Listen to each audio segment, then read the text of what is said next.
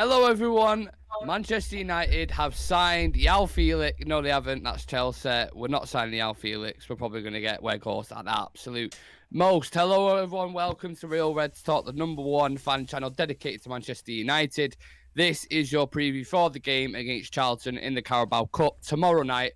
And we've got a chance to advance into the semi-final. So it's very important we keep this winning momentum going. 7 wins in a row currently for Ten Hag's men. And as a manager, he's just got into 70% for his first 25 games. So his win percentage is actually the highest post-Fergie.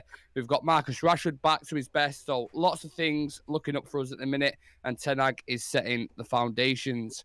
Speaking of foundations, we have 2 pillars of the channel on today, Dan and Sam. How are we doing, fellas? Yeah, doing great. We never wanted João Felix. He was shit. He was shit. We didn't like him anyway. Yeah, just like we didn't want Darwin Núñez either. No. It's becoming a reoccurring theme, this, isn't it? Anyway, we are going to dive into the preview very shortly and talk about the striker situation towards the end as things heat up with Weghorst and other targets such as João Felix, who, as I just mentioned then, very close to joining Chelsea. That's another target gone. So make sure you jump in that comment section and let us know your opinion on the striking situation. For anyone watching, if you haven't subscribed to our channel yet, please do. We're getting close to 1,000 subscribers, and we could not do it without you guys. So please continue to support the channel, and let's push for 1,000 together. Now, you know what's coming. We start all our previews off with a couple of warm-up questions. So make sure you guys get involved in this as well. Just a nice easy one to start off with. Who is our current top scorer in the Carabao Cup? Do you think? Rashford. Sam? It seems obvious to say Rashford, doesn't it? I don't think he's asking this simple question. Yeah, that's what I'm saying. What? Why would I do that? I wouldn't do that, would I? I wouldn't do that. Come on. Martial? Marcus Rashford. Dan got it right in the first one. Yeah. It's only a couple of goals. Only got 2 goals, but just a little simple one. Because nobody else scored. Well, yeah, pretty much. Yeah. How many times have United won the League Cup? I'm gonna test your knowledge here. Ooh, I know the FA Cup. I know the FA Cup, but the League Cup, I don't know. Yeah. I to be honest, I didn't know this. So 5.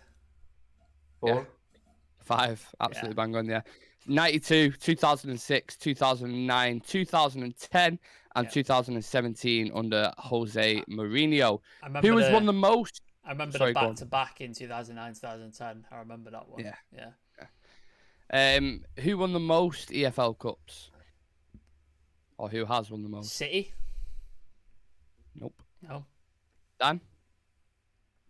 Chelsea? Nope. Any more guesses? Give you one more guess each. Scousers? Correct, yeah. The Bin Dippers. Last year's winners, Liverpool have 9. The most. Let's be honest, it is a bit of a B-Tech trophy. If we don't win it, that's the way it works.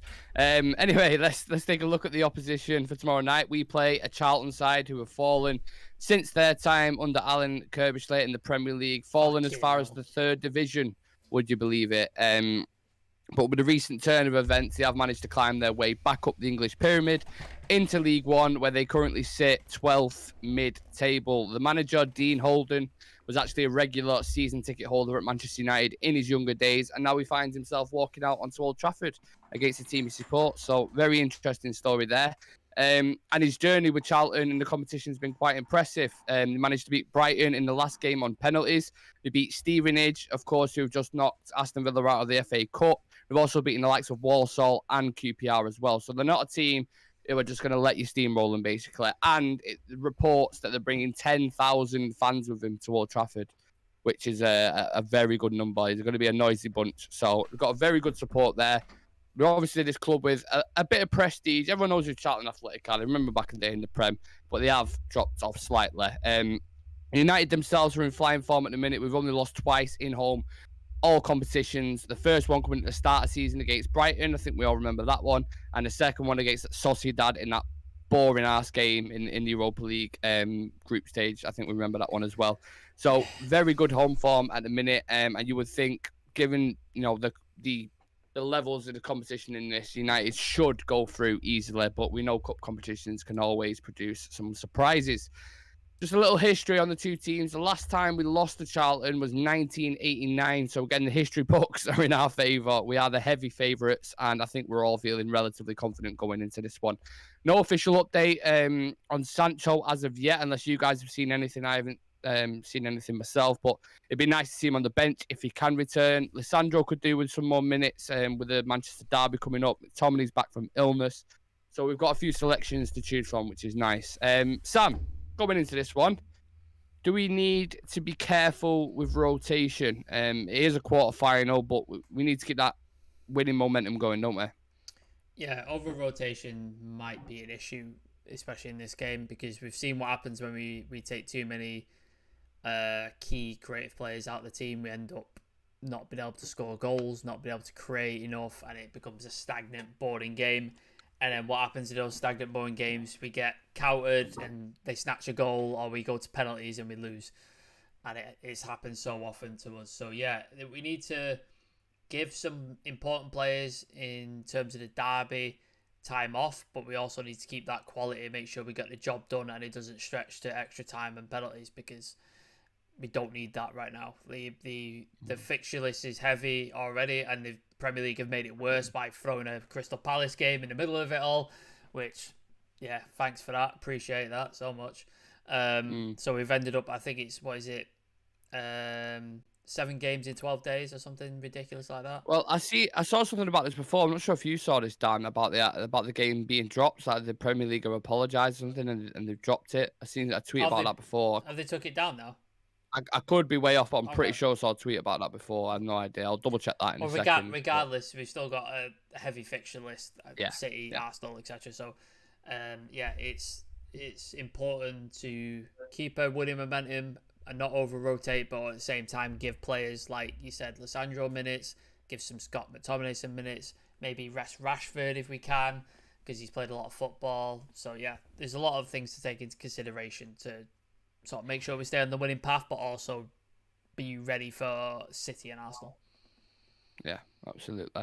Dan, one player who will definitely be rotated is Bruno Fernandes, because he can't play in this game as he is suspended due to that stupid yellow card he got picked up against Burnley. Donny van de Beek, as we know, has a long-term injury, hyperextending his knee in the Bournemouth game.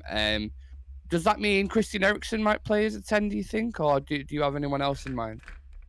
I think Erik Ten Hag would be thinking now to play Casemiro and Fred in the mid pivot, and then moving Eriksen at the number 10 role. But yeah, it could work out as good for us as well, because Eriksen has the experience of playing in that position. And also Fred and Casemiro, they have that combination from the Brazil international team. So it could we could still will not miss Bruno Fernandes. On the side note, it could be a positive for us because Fernandes will get a rest to face against the City game. So I think we are good still with. But yeah, bad for Donny van de Beek, because in these games are the ones which were for Donny van de Beek, and he's now injured. So yeah, a loss for Donny van de Beek's chances as well. So. Yeah, penny for his thoughts, because he must be sat on the sideline now thinking that would be the opportunity. Like, I could get a full 90 minutes in a quarter final. Show me. I know it's only against Charlton, but they've got there because they've beat the teams that have been in the way. So it's still going to be an interesting kind of cup tie. Sam, if you're looking on the opposition side, if you're a Charlton player tomorrow and there's a chance, you're coming up against some of these World Cup winners like Varane, Lissandro, maybe even a Casemiro in midfield, whose shirt would you go for and why? Me personally? Let's say you're a Charlton player, you're on the pitch, you're playing in the wing or you play, in midfield or whatever. Whose shirt would you go for at the end? The glamorous ones are Varane, aren't they? You got a World Cup winner. You got, if Rashford plays, he's obviously in form right now, so that's like a sort of from the hometown as well, nice little souvenir. Obviously Ronaldo's no longer there, so I think a lot of players would have been looking at that one. I think he'd be burning that now, to be honest. Yeah, probably. Me personally, I'd be making a beeline for Lissandro Martinez. I don't give a shit whether he's playing shit, whether he's not playing. Even if he weren't playing, I'd be going over. Can I have your shirt? Because I love that guy. Would you be making a move to right near the end of the 90th minute, just like, I'll mark him, don't worry about that, I'll mark it. No, you're marking it. No, don't worry about it. You're on the right wing, mate. Yeah, no, it's all right. I'll go central. Don't worry about it. I'll go central. It's fine. Yeah. So it's a nice occasion for players like who play for Charlton and stuff like League One and stuff. So I know they've fallen from the heights they used to be when they played in the Premier League. But yeah, it'd be nice. They play at Old Trafford is always a nice occasion, the quarter final, etc. So I'm sure they're not being too overawed by it. But yeah, at the same time, it's got to be quite sort of thrilling, I suppose, as a football player. Must be some nerves there, and you must get a bit anxious, if you see names like that, like Casemiro in the lineup and stuff. You like as a player thinking, "Fucking hell, this is gonna be a tough game. This going up against these guys. These are like top echelon players." Go on, what was you say, Sam? Giant killings happen though. Like the cup competition happens all the time, man. Like you can't think, "Oh, this is United or World Cup winner, massive player," because giant killings happen all the time. Like it's happened to us before. Like it's a thing. Like it's a cliche for a reason. So you can't think that you can't go in thinking, "Oh, I'm not going to win this," or "There's no chance of winning this," because it happens all the time. So you got to go in thinking there is a chance that we can win this. We've seen that with when Wigan won the bloody FA Cup, wasn't it? Like it can happen. We've seen it numerous times before. Dan, more than welcome to add on to that. Whose shirt you would pick up at the end of the game if you was a Charlton player? But I want to ask you about. We was talking about some of the big boys then in Casemiro and these kind of guys. What about the rotation? Like I know Sam briefly touched on it, but do we bring in the big ones for this, rotate, and then the big boys again for City? Like how would you manage it with a group of players? Do you think? Yeah, whenever we talk about rotation, I'm a bit scared to rotate players because I think in the last season we went out of one of the cups because we rotated players and we lost to a very average team. But at the same time, now we have some players in the bench who were the first teamers in the last season. Like you see Lindelof, Maguire, and Van Bissaka, and Luke Shaw. Now we have Malacia also, and Fred McTominay. So these type of players who were last season as of who were there in the starting 11 now are on bench. So we have always talked about saying that these players who were in the last season, they are well capable enough for the squad rotation role. So now they can play in these type of games. But at the same time, I'm still not convinced that we should be playing a second team because I know that I'm a bit low on that confidence. So we still have a decent team to rotate because the only concern is that we have the next game is against City and we need all our top players on the sheet, and that's where I would rather play maybe like a half team, the starting 11 from the current, and remaining half team as the backup who are on the bench, and try to kill the game early in the first half. And that's where we can rotate the starting 11 players on the bench with the bench players. Yeah, get a couple of goals early and then you can relax a little bit. Then don't let it drag off until the 70th, 80th minute. That's the last thing we want.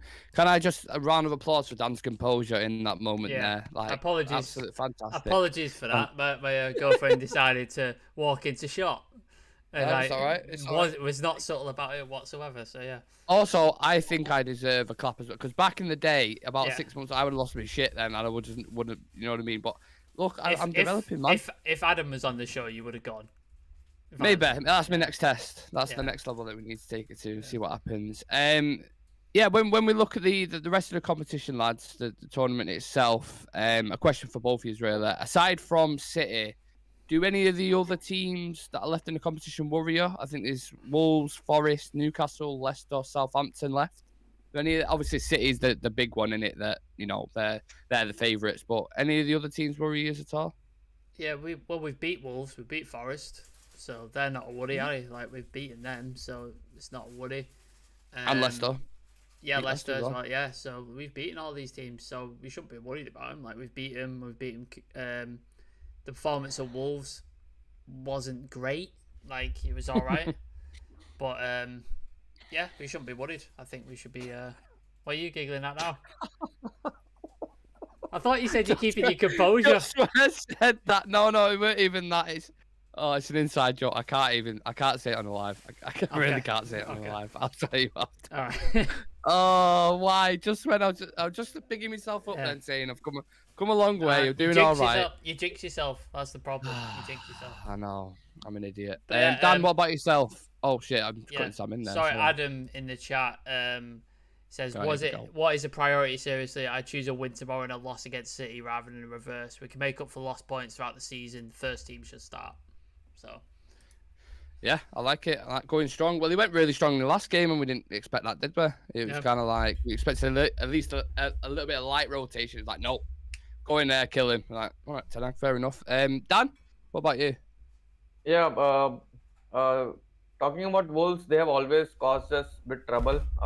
They have not made it easy for us to win all the games, but we have most of the time scrapped out a win. Maybe it could be a boring game, but we have always most of the time we come out as a winner. But against Newcastle, I'm a bit concerned because they look a very strong team at this moment. So Newcastle could cause us some problem, but then again, it's like then if they win, because Newcastle is playing against Leicester, so I think Newcastle will win that game, and I hope they are paired with City.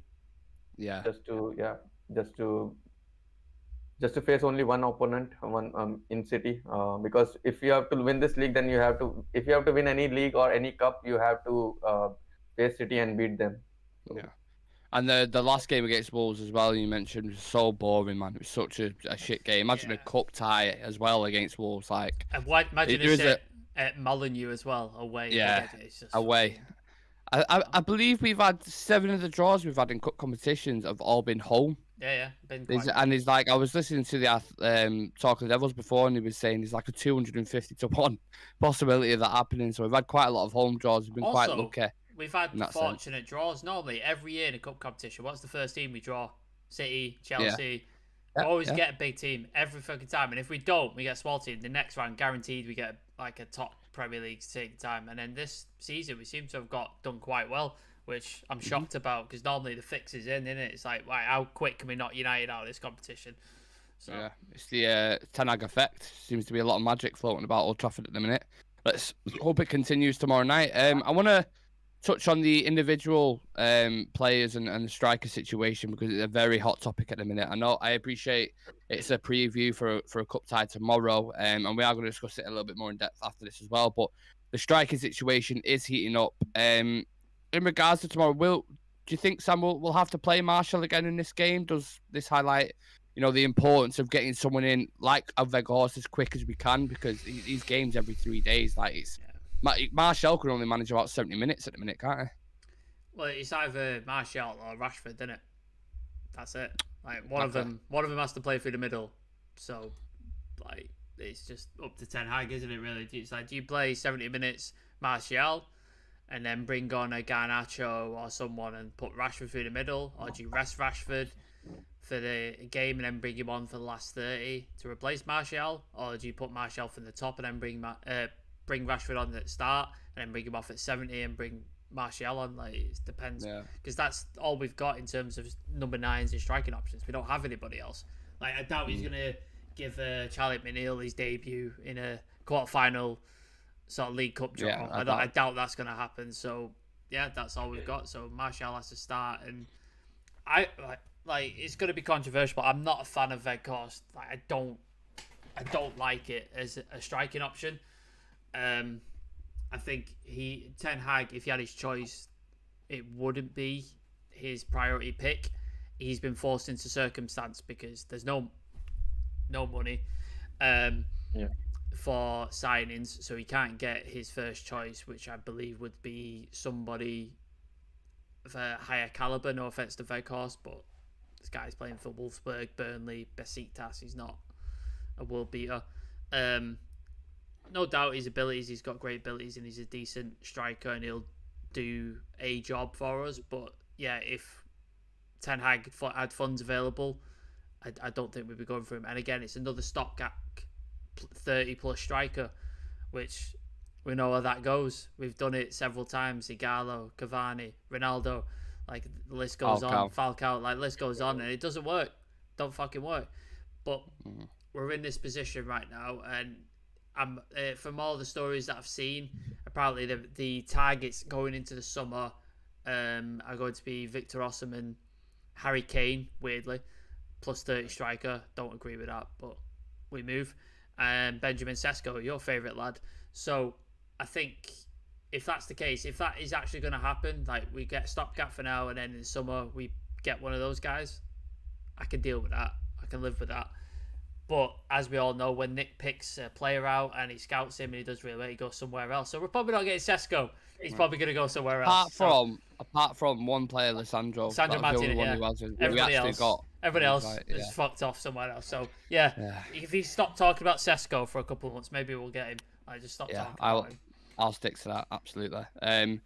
Two things there I really touch on, Dan. Obviously, the more immediate one is the situation in January at the minute. It's kind of a reflection on the Ronaldo situation, short-term pain, long-term gain, you would see. And obviously, Ten Hag's had to do this to deal with that situation. That's done and dusted. What are just your overall thoughts with this situation at the minute at Weghorst and when that got announced? What was your thoughts on that?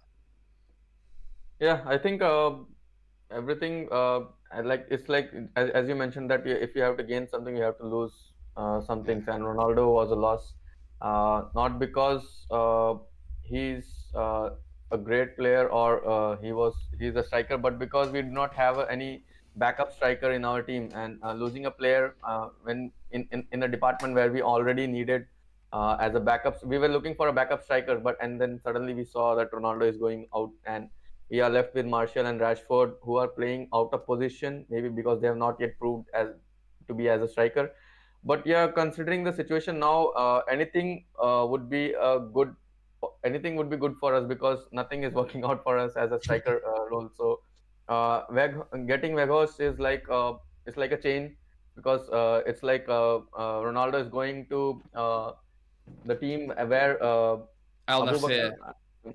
yeah, so I'm not sure what the name of that player is who was there as a striker, and he has to be called back to Besiktas, and now this player is coming. Weghorst is coming back, has to find some other club. So it's like all a chain reaction. So but being a striker, I think we have a lot of players who can create chances. We need a player who can just score, who can just stand in front of a goal and score a goal. So so any striker, in my opinion, at this point would work out, but probably not a permanent deal, but for a loan deal, I think I'll be okay with Weghorst, because we don't have any other options. Felix, I have from starting itself, I have told that I'm not a fan of Felix to play as a striker role. Who? Felix. Who? How Felix? Yeah, how who's Felix? he? I've never heard of him. Never heard of him. So I was never a fan of him playing at the striking role. So Weghorst, who is a striker, can do a better job than Felix as a non-striker player. So yeah, this if it is announced, Weghorst is announced, then I think Martial will get a competition. Maybe there might be chances that Martial may improve with competition, because at this striking role, even Martial is not having any competition, and we have seen that the players that have been brought in the team, like Malacia and with the Dalot and Van Bissaka competition, they have improved each other. So that thing was missing in the striking role. So maybe with the incoming of Weghorst, maybe a little bit push will get from Weghorst towards Martial, and Martial may improve in that striking role. Yeah, I don't think you can get like any opposite ends of the spectrum when it comes to Martial and Weghorst, could you? Like the most opposite strikers you could like. And that's why it's nice for me, because the choice of which one you can go for in certain games. And one thing we discussed, Sam, after the Everton game in the FA Cup, was every time Dalot had it on the right-hand side, it just would not put a cross into the box. You put Ruud Weghorst in there, mate, who's causing problems, going to be a nuisance, 6'6". He attracts players towards him then. I said this in a clip, I'm sure you've seen it, but when you have a problem like that who's causing problem in the middle, it frees up so much space in behind for you guys like Rashford. And that's why I think Ten Hag's going for him. I know you have a kind of different approach to it, but just talk to me about that if you can as well. I think that's what we're missing. Like, everybody thinks, 6'6" striker, long ball over the top, get his head on it, target man. And he's not that guy. Like, he isn't that guy. Like, if you look at the way he plays and the numbers he's put up, I think in the Premier League, he had the most pressures of any other player in the league. Yeah, I think it was Bundesliga for Wolfsburg that. No, it was in the Premier League as well when he's at Burnley as a striker. Like, most pressures as a striker. than anyone in the league. I think he beat, who was it? I can't remember who it was. He was second, but like 0.2, he'd beat the next nearest guy. So he's great on the ball as well. Like, I know there's that old cliche that you said about Peter Crouch. Oh, he's got a great touch for a big man. Like, do you know what I mean? No, but he has. He's good with the ball at his feet. He's got good hold up play, good link up play, and he can score goals. I believe his record in the Turkish Super League, I think, is 8 goals, 4 assists. 8 goals, 4 assists in 14. Is it 14? Something like that. Which is not bad. Like, I know it's the Turkish Super League. Like, I'm not saying it's a great league and stuff like that, but I think he was the second best goal scorer in the Bundesliga behind Lewandowski. So the guy can score goals. He knows where the net is. And like you said, he offers something different to Martial, who he likes to drop deep. He needs the ball to his feet. He needs to link up play around him. Like, Weghorst can do that side, but he's also got this presence about him, this physical presence as well, so you can sort of change up and stuff. And he works hard, like I said, with the pressures and stuff like that, which is something Martial doesn't do that much of. He's not a workhorse type player, so he gives you something different. And we know, like, Ten Hag loves a player who works hard. That's why he got, like, Casemiro. That's why he got Lisandro Martinez. That's why he got Malacia. These players work. They work hard. They would graft for the team. So that's what he fits the bill. So I think he will offer something different. Is he going to be United's best striker for the next couple of years? Probably not. But if he can help us get top 4, let's go with it. I trust Ten Hag and I trust his scouting because he hasn't steered us wrong yet. So let's do it. Well, there's actual talks now that because of the complications with Besiktas and a loan, and you have to pay them an extra 2 mil or whatever, they might actually just buy him outright. That's what Fabrizio Romano said today on his YouTube channel. Like, instead of a loan, we might just buy him for like a 2-3 year deal and have him there as a secondary option for a target man when we need him in certain games. Like we're saying with a low block, if we play Eriksen in them kind of games, play Weghorst, you can start putting balls into the box then, get a goal that way. Just a different route, I believe. One of the targets we've been linked with for a while, Dan, and we joked about it at the start of the show, João Felix is very close to joining Chelsea, as per David Ornstein, who's tweeted that before. Certainly feels like an opportunity missed, doesn't it, with him, do you think? I know you said you don't think he might have been the right fit, but if you think about where he can play all across the front line, I don't necessarily mean just a striker situation, but just as an attacking option, do you think that's a miss? Personally feeling, I don't think it's a miss. Yes, when I talk about João Felix, I'm not talking about him as a player.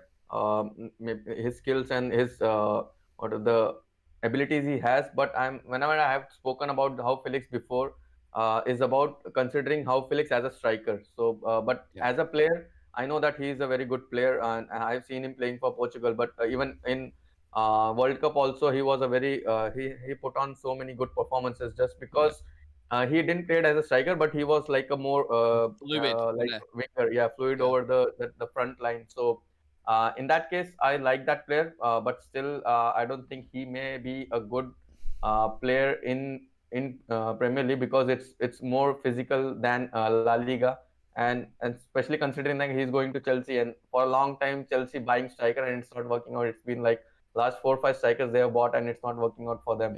It's crazy over there, isn't it, at Chelsea at the minute? Like, it's honestly, it's like an asylum. Everyone's running around going, he's got ADHD, Todd Bowley, hasn't he? He's just like, shiny thing, shiny thing, shiny thing, shiny thing. He's just fucking any other. Who's buying who? Yeah, Arsenal interested in who? Yeah, sign him. United interested in who? Sign him.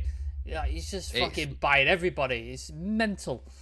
Yeah. He actually is a bit of a nutcase. Also, I heard like there was a condition involved in the loan move that they have to buy him for 75 million, somewhere around that. So that's also a risk for United, just buying a player on loan and without testing him for a short span of time, and at end of the span you will have to buy him regardless of whether he has put in a good performance or not. But how any player coming from La Liga to Premier League, I have always a concern for those players because they have not faced that physicality in La Liga, which they will be facing, and especially for the strikers, because in La Liga, whenever a striker gets the ball, all the defenders are on the striker. So I'm not sure about the physicality of João Felix still.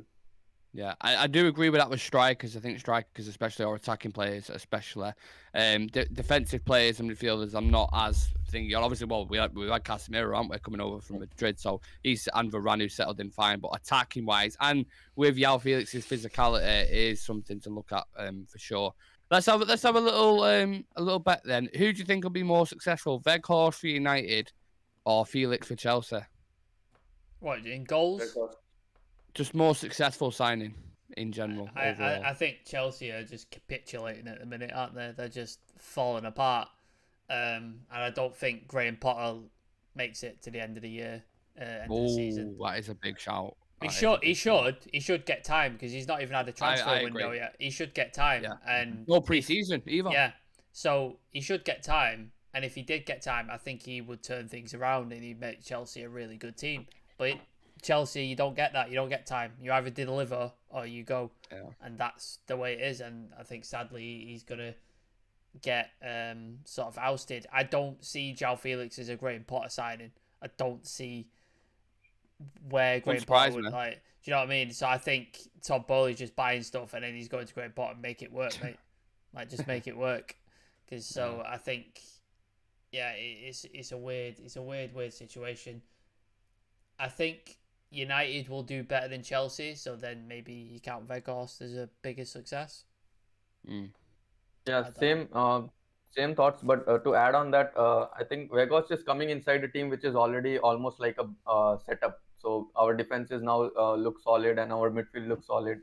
Wingers are like a bit here and there, but in our team, the missing piece was the striker. But in Chelsea, now they're struggling a lot in all the areas of their field. So how Felix may find it very difficult to adjust in that team. Got a big price tag as not a big price tag, sorry. A lot of big injury list. I was going to say they got a lot of players out at the minute, and then when all of them come back, what do you do then? You're just like well, you're gonna have to stay on the bench. They've got 5 or 6 wide forwards, and they're adding another one. They've got how many centre backs? They've got about 6 or 7 centre backs. It's fucking mental. I don't understand. Like, what happens? Like, once they get, like you said, they get full strength. What happens with these players? Like, it's baffling. I don't understand what's going on there. Yeah, I'm not buying the fact as well that João Felix has chosen the Chelsea project over over thingy, because it's just Todd Bowley basically who's gone. Money. Yeah, so how much? 15 million for a 6-month loan? Absolutely fantastic. No worries, pay all his wages. I imagine he's on a shit ton as well. I imagine he's 280k. There you go. I think he's on something like that. So yeah, no thanks. I'm not more happy with Weghorst, but I don't know. I think maybe Weghorst will do a better job. We'll see at the end of the season when we look back at this. The very last question before we get into the quick fire questions. What about outgoings? Do you guys still want to see a Wan-Bissaka go on a permanent? Maybe an Elanga go on loan to Everton? Any other ones maybe you think could slip through the thing? I'd love to see Elanga go permanently because I don't think he's made for United. I like the kid. He works hard. He's a great athlete. I think he's obviously loves United, etc. Because he's come through our sort of academy and that. But sounds like Ollie's bio, that Sam. I like the kid. He loves United. But in Ten Hag's team, there's no room for sentiment, is there? You can't be sentimental. Like, you either make the grade or you're gone. Yeah. So I like him, but yeah, he I don't think he's United caliber. So whether it's on loan so he can play football, great for the guy, but I'd prefer to see him go permanently. Phil Jones is going to be here forever, isn't he? He's never going to leave. Jones, always believe. It's going to be 2028 and he's still fucking here, just refusing to leave. Always believe it. There's rumours is it Charlie McNeil might go on loan as well. There's some stuff we should be good for him. I think that'd be good. Mm-hmm. I don't see Wan-Bissaka going anywhere because I think Ten Hag is going to sort of keep hold of him till the summer as a backup for Dalot because he's played him in a few games. He's done all right. So I think he stays until the summer at least. Axel Tuanzebe, do we know where he is? Do we know what he's doing? No, he's not. He's still rehabbing his injury, whatever it was. So he's just got it back onto the grass now, I think. So that guy's been injured more than I can count. So God knows what happens with him. And Ted Mengi's got back injured as well, which is a shame because I would have loved to have seen that guy in the team or get some loan somewhere. But yeah, the only one I could see going is Elanga, and it's probably on loan, unless somebody comes in for Charlie McNeil. I just want Elanga to stay for his song. I love his song, man. It's a good song. Chanting the ground, yeah. Dan, what about yourself? Wan-Bissaka, Elanga, any others? I think if you would have asked me 2 games back, I would have definitely told Wan-Bissaka will be going out. But after 2 games, he has put in a good performance. All right, Anna. Yeah. So I think he will keep it. But still, I don't think that it's good competition. I mean, of that level. Yeah, they're getting competition, but not at that level. He's gone in the summer, Renee. Yeah. So also Elanga, he needs some experience, regular experience playing maybe for a lower ranked team in Premier League inside itself. And there are many youngsters in the team who needs experience before they come to the first team players. And the last season. Dan, we've lost your audio. Mate. You sort that out. You sort that out, and then Nick, you go on to the next one. He was just about to say, don't. I have no idea what he was about to say. Go on, we'll wait for you. Dan. Do you know any sign language, Dan? Can you do sign language? Yeah. Or maybe just body pop. Yeah. Sorry, go on. It may go out again before. Let me know if it goes out again. So I was talking about Elanga that these players, Elanga and other youngsters, they do not have the experience still to play in the first teamers. So better give them some experience, send them out on loan. Especially, I would prefer Premier League team rather than any other league team because they need experience of this level. And last summer we spent a lot and we didn't get any returns on selling the players. But this time I want us to sell those players whom we are not using at all. So sell those players and get the players with that same amount, maybe who satisfy the bench role. Yeah. I can't see us getting a lot of money, if I'm being completely honest. I've seen all these things on Twitter saying if you sell him and sell him and sell him, you could like get about a pot of 100 million. Like, mate, this isn't FIFA. Life doesn't work like that. We tried doing that last summer, and Andreas Pereira went for 10 million, and then that was done, dusted. Then that was just like our profit, basically, that we had to work with. When did we get good at selling players? Like, we've never been good at selling players. Never been good at it. The wages again. So yeah, let's see what happens. January. How long we got left of January? About 20 days, something like that. So you never know. Sometimes the end of January can be maybe Peter Odemwingie is going to be waiting outside Old Trafford. Who knows? We'll see. We'll see what happens. Right, quick fire questions back related to the game tomorrow against Charlton, Carabao Cup. How many goals will we score, lads? 3. 2. Will Scott McTominay start? No. No, I don't think so. Will we win this trophy, yes or no? If we get City at any point, no. Yes or no? No. We'll either get City in the semi or we get City in the final. I don't think we beat them. So, not yet anyway. Not yet. Dan? Let me get the champagne. Oh, your mic's got again, Dan. Just give us... Thumbs up, thumbs down. Or thumbs down. I'm like just 0.5% here and there, so I'll say no. No, okay. I was hoping at least for one yes. Never mind. Will Marcus Rashford score again? We've got a hot streak of getting this right at the minute. I had a look at a couple of previews, and we're on track. So will he score again? Yes or no? Yeah, yes. I think he comes off the bench and scores. Yeah, love that celebration. Love it. Here's one for you. Can you name one Charlton player?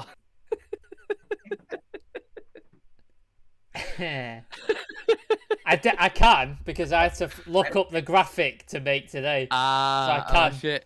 Can he dig it? But I can't remember out of my brain. Oh, I can't get it. Can't remember. It's on the tip of his tongue. You can name Fraser. Have you just Googled that? He's just picking names out of the air. He's just picking. Mark, Peter. No, I was just seeing how the team lineup is, and I just checked Fraser. I was shocked whether this is the Fraser of Premier League who might have went there. So, the Scottish Fraser is it? You're on about? No, he's the different. I'm sure the first name is Luca, maybe. So we've got Chuks Aneke, Joseph Wallacott. That's like the BTEC Walcott. No. Aaron Henry. Chuks Aneke. Aaron, no idea. None of them. No. Apologies, Charlton fans. Did Scott Parker play for Charlton back in the day? Oh, don't know. Pretty sure he played for Charlton. Go back early 2000s there. That's more Yeah. your kind of thing. I don't have a clue. When they're in the Premier League. Yeah, back in the day. Yeah. Who's more likely to start? Anthony Martial or Anthony? Martial, I think. I think Anthony. And Marshall will be dropped. He'll be on bench just to save his legs for City. Okay, interested to see the predicted 11s then. Dan, do you want to start us off? Sorry? Predicted 11s. Not Charlton's, because we're not going to get any of them. For United. I think back five would be De Gea. Right side, Van Bissaka will get another. And defenders would be, I think Maguire will get a start. Maguire and Lindelof is available. I thought Maguire's gone Aston Villa, wasn't he? Yeah. I wish. I was hoping that was true so much, and then it turned out not to be true. I was like, damn. I did that. You know that Carl Pilkington thing, Sam, that you put in the other day? Bullshit. Bullshit. Bullshit. Yeah, so Maguire and Lindelof, the centre back pairing, and left back Malacia will start, and Casemiro and Fred will be in the mid pivot with Eriksen playing as the attacking midfield, and front three would be Anthony, Rashford, and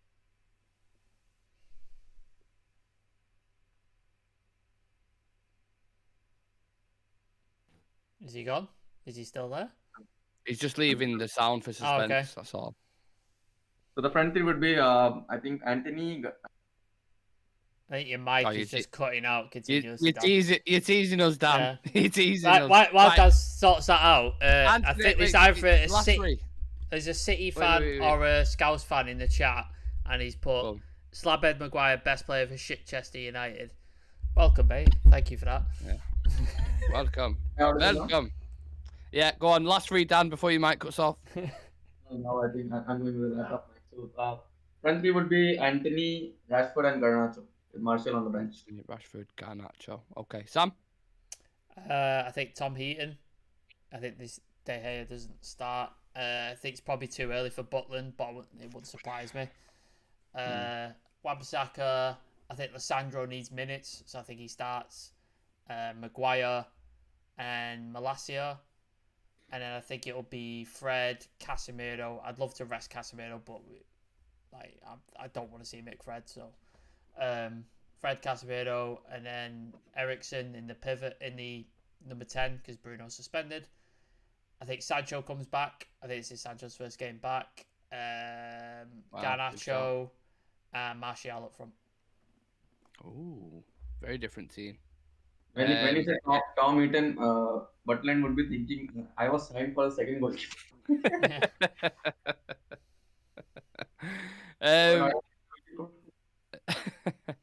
I'll go with De Gea, Wan-Bissaka, Maguire, Lindelof, Malacia. Ooh, Casemiro, Fred, Eriksen, Elanga, Rashford, Garnacho. I think. So we've all got different teams there, which is actually nice, refreshing. What did you say then, Dan? I didn't say anything. Oh, I thought you. Yeah, sorry. It was Sam. I'm hearing things. Apologies. Score predictions very quickly. 2-0, but I think it's going to be a really stagnant game because we'll over-rotate and then it'll be like a struggle. But I think Rashford comes off the bench and scores a second, and then we're sorted. Dan? 3-1. Okay. I'm going to go 6-0. Oh. Yeah. Be serious. I think we absolutely plaster him tomorrow. I do. I think we get a couple of early goals. Somebody clip that. Somebody clip that. It. when we go out on penalties to Charlton tomorrow. I'll go 5-0 just to be safe. 5-0 tomorrow. So click that bit. Don't click the previous bit. It's like a wally. That's going to be the clip on TikTok. Nick 6-0 and I just lose to penalties to Charlton. Miss 4 penalties. Just fuck it. I ain't even worried about this game. 5-0. We absolutely plastered Charlton. Maybe they get a consolation. I don't know, but I'll go with 5-0 just to be, positive. It's Eric Ten Hag, man. We're absolutely smashing it in a minute. Everyone's killing it. Rashford. We've always got Rashford in the ranks, so I believe we'll be fine.